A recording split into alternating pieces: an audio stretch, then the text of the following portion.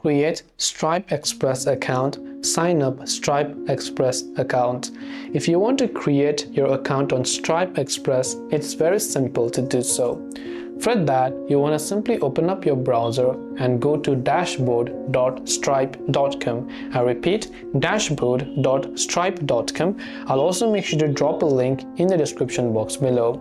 Now when you're here, if you have your Stripe account, you can log in, but if you don't, you can see at the bottom new to Stripe, create account button. So tap on the create account menu that you can find over there. Once you tap on create account, over here it will ask you to simply create your Stripe account. So now choose the email address you'd like to use, enter your full name, type in your password that you want to create for your Stripe Express account, type in your country, and then type in the create account button. As and when you do that, your Stripe account will be successfully created. This way you can create Stripe Express accounts. I hope that this video helped you out. If you have got any further questions, feel free to also leave them down in the comments below. As always, thanks for watching till the end and see you in the next video.